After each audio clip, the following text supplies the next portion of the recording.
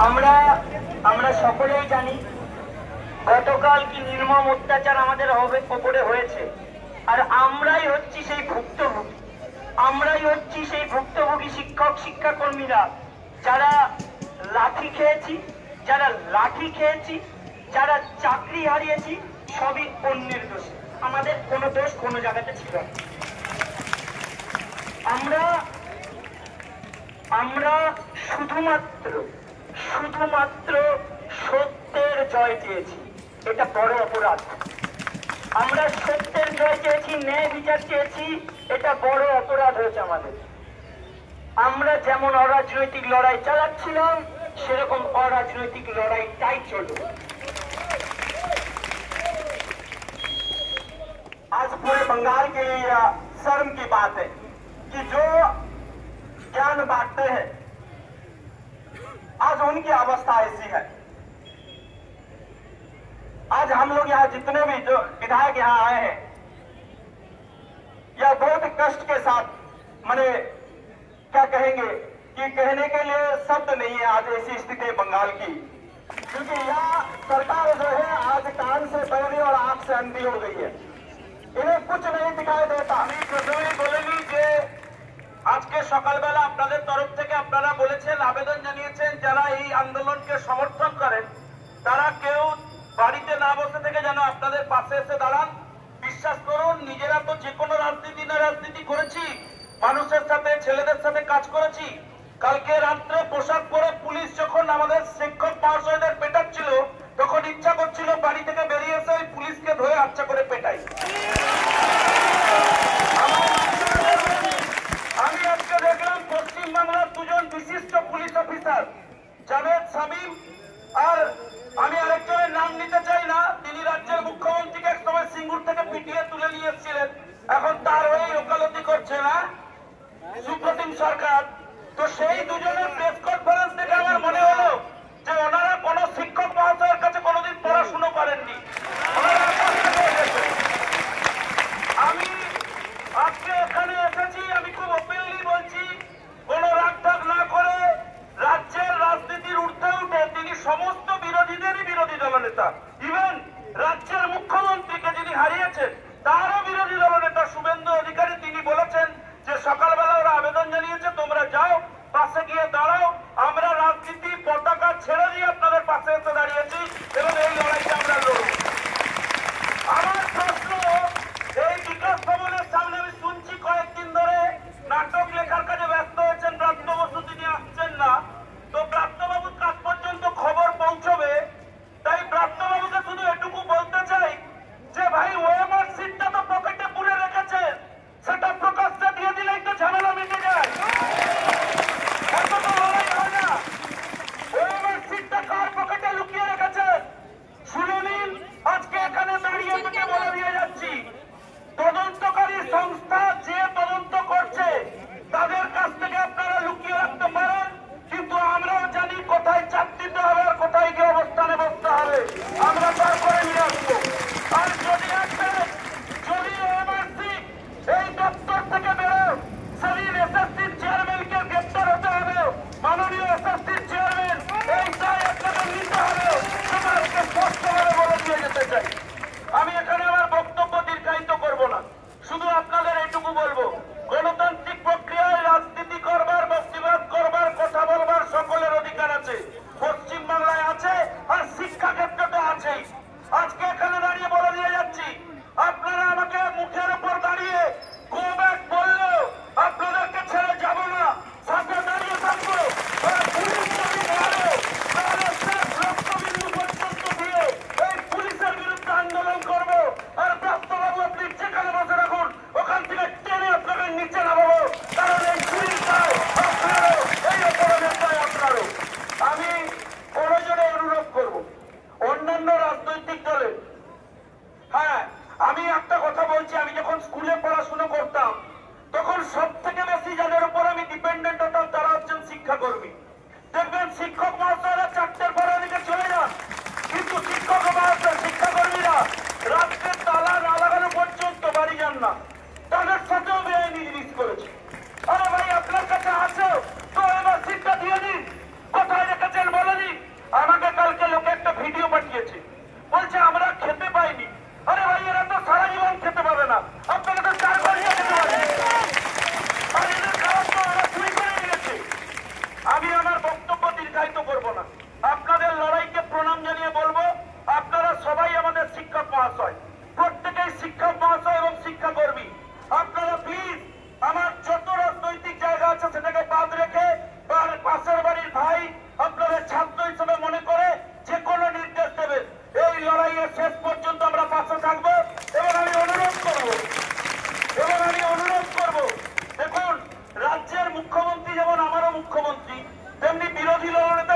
মুখ্যমন্ত্রীরও বিরোধী দলনেতা। আপনারা যদি অফিসিয়ালি ফর্মালি তার কাছে সমস্ত কমিউনিকেশন দেন, আমি তার সাথে কথা বলেছি, তিনিও জানিয়েছেন এই বিষয়টি সর্বোচ্চ স্তর পর্যন্ত তিনি নিয়ে যাবেন। আপনারা সেই প্রসেস ফলো করুন, তার কাছে আবেদন জানান। আমি আমার বক্তব্য, হ্যাঁ আচ্ছা, আমাদের মাননীয় এমএলএরা আজকে যারা এসছেন, প্রতিদিনই এবার থেকে যারা দায়িত্বপ্রাপ্ত এমএলএ আছেন তারা প্রত্যেকে আসবেন এবং তারা এখান থেকে হসপিটালেও যাবেন। হসপিটালে গিয়ে যে সমস্ত মাননীয় শিক্ষক মহাশয়রা আহত হয়েছে তাদের পাশে থাকবেন এবং তাদের জন্য যা যা করার করবেন। আর একটু দেখেও আসবেন, কিছু পুলিশ মিথ্যা মামলা করতে গেছিল, তাদের ছবি দেখা যাচ্ছে বিভিন্ন জায়গায়, তারা কেমন আছে কোথায় আছে দেখবেন, কারণ হাইকোর্টে মামলা হয়েছে, উত্তর দিতে হবে ভাই। এই মারার উত্তর আমরা ঠিক জায়গায় দেবো। হ্যাঁ, ডাক্তাররা এমসি এখনো লিখে দেয়নি, চাপ নেবেন না। আমাদের পুলিশের নামও নেই, আমি দেখলাম হাওয়াই চটি পরে পুলিশ ঘুরে বেড়াচ্ছে। তারপরে জিজ্ঞেস করলাম, আরে পুলিশ কেন? তারপর জিজ্ঞেস করলাম এরা কারা? বললো এরা কাদাপাড়া ওদিক থেকে সব এসেছিল, বড় বড় পুলিশ অফিসার। আমি জানতে চাই পুলিশের কাছে যে এরা কারা। হঠাৎ সাইরেন বাজাচ্ছে, আরে এরা পুলিশ, এরা শিক্ষক না, এরা সন্ত্রাসবাদী। এ রাজ্য সরকার ভাবি কি শিক্ষকদের সামনে সাইরেন বাজাচ্ছেন কেন? আমি বক্তব্য দীর্ঘায়িত করবো না, ওনারা ডাক্তারবাবুদের কাছে যাবেন। আপনাদের কাছে আবার প্রণাম জানাই, আপনাদের আন্দোলনকে প্রণাম জানাই। এর লড়াইয়ে শেষ পর্যন্ত আমরা থাকবো এইটুকু জানিয়ে আমি আমার বক্তব্য শেষ করছি।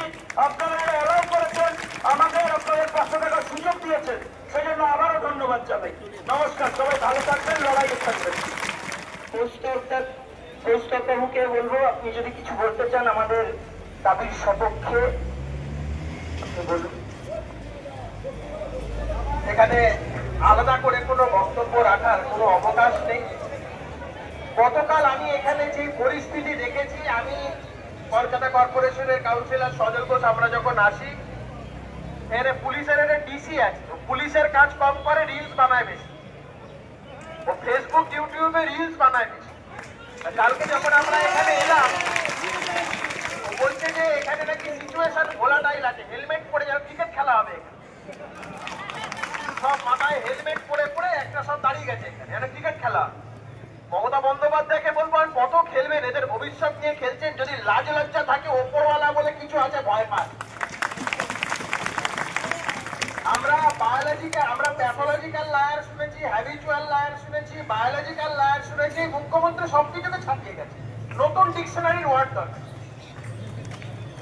এই যে নেতাজি ইন্ডোর স্টেডিয়ামে যে মিটিংটা হলো, মানে এত বড় নির্লজ্জ বেহায়া, পাসগুলো পর্যন্ত বেঁচেছে 500 টাকা করে। কবি সুবোধ সরকার, আমি তো ভাবলাম ওরও চাকরি চলে গেছে, মঞ্চে দাঁড়িয়ে আছে বক্তৃতা করছে। কোন পর্যায়ে এরা নেমেছে? এই কথাগুলো আমাদের এটা কোনো রাজনৈতিক মঞ্চ নয়, কিন্তু এগুলো দুঃখ, দুর্দশা, বেদনার কথা মুখ্যমন্ত্রীর উদ্দেশ্যে বলছি। এই অসভ্য, নির্লজ্জ, বেহায়া, বর্বর জানোয়ার এই সরকারের যারা অলঙ্কিত করা পর্যায়ে তাদের উদ্দেশ্যে বলছি। আমাকে অনেকে বলে ভাষা নাকি আমার ভালো নাই, বললাম ভাষা গায়া তেললে। এই সরকার যতদিন থাকবে মুখের ভাষাই এরকম থাকবে। এখন অসভ্য, বর্বর, কেন্দ্রগিরি, ভদ্র ভাষায় কথা বলতে যাই বুঝবে না। কালকে অনিশ সরকারকে যখন বলছিলাম যে আপনি নামের এখানে নেম প্লেটটা লাগাননি কেন, উনি উত্তর দিচ্ছেন না। আপনার নাম কি? বলছে আপনাকে পরে বলবো। আপনার নাম আপনাকে পরে বলতে হবে না, ইউটিউব ফেসবুকের দৌলতে আপনাকে সবাই চেনে জানে। ধুতি পাঞ্জাবি পরে গোপাল ভাড়ের মতন আপনি হেঁটে বেড়ান। এত বড় নির্লজ্জ বেহায়া। আমি তো বলছি পুলিশের সবাইকে, কালকে আমি বলেছি এত বড় নির্লজ্জ বেহায়া। আমি বলেছি আপনাদের বাড়িতে বাবা মা কিছু বলে না? যাদের বাবা মা জীবিত আছে বাড়ির বড়রা কিছু বলে না? যে কাদের মারছে? যারা পড়াশোনা করিয়েছে, একটা সময় হাতে কলম ধরা শিখিয়েছে, তাদের মারছে। যে সমস্ত শিক্ষাকর্মীরা আপনাদের হাত ধরে কখনো স্কুলে হোঁচটকে পড়ে গেলে তুলে ক্লাসরুমে দিয়ে আসতো বা বাড়ি নিয়ে যেতে সাহায্য করতো, তাদের মারছে। আজকে আইপিএস হয়েছেন যাদের দৌলতে, যারা কথা পড়ালো, যারা প্রাইমারি পড়ালো, যারা মাধ্যমিক পড়ালো, যারা উচ্চ মাধ্যমিক পড়ালো, তাদেরকে পেটাচ্ছে। আপনারা ভাবছেন যে দিদিমণি কথা অনুযায়ী এদেরকে পেটালে বুঝি আমাদের পদোন্নতি হবে। ওপরওয়ালা বলে একটা বস্তু আছে, সব জায়গা থেকে পার পেয়ে গেলে ওপরওয়ালা আপনাদের ছাড়বে না, এটা লিখে রাখুন। আর আরেকটা কথা বলছি, সব জায়গা থেকে ছাড় তো দূরের কথা, সামনেই কলকাতা হাইকোর্ট। একটাকে ইঞ্চিতে ইঞ্চিতে বুঝে দেওয়া হবে কালকে যে কটা পুলিশের লোক এই অসভ্য বর্বরদের মতন আচরণ করেছে। আমি তো বলছিলাম সকালবেলা যখন সব্যসাচী দত্ত এসে এখানে পিটিয়ে গেল তখন এই সমস্ত বীরপুরুষদের দেখা যায়নি তো? তখন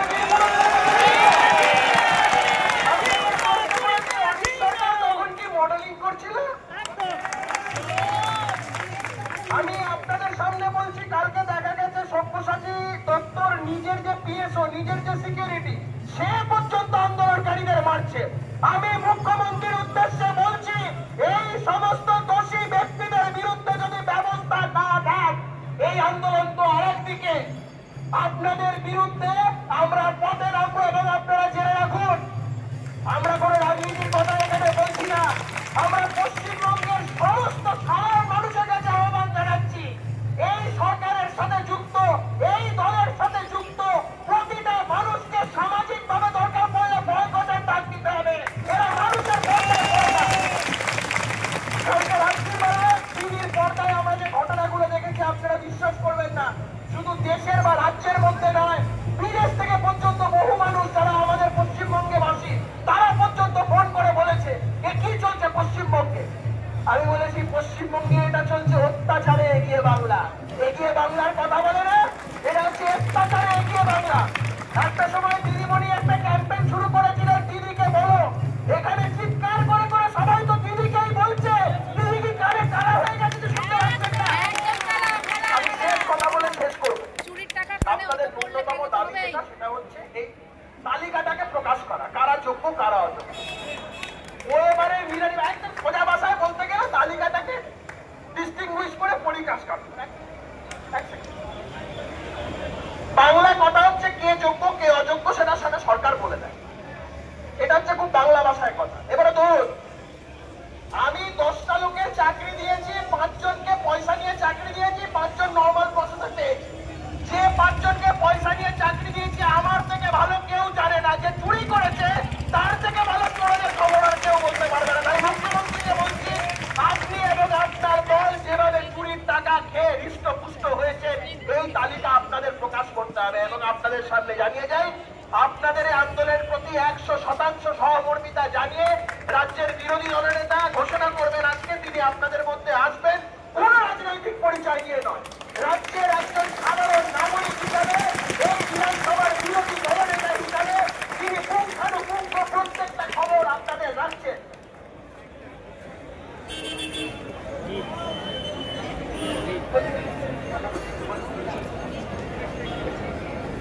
শুভেন্দুবাবু আপনাদের মধ্যে আসবেন এবং উনি আজকেই সেটা জানিয়ে দেবেন কবে আসবেন।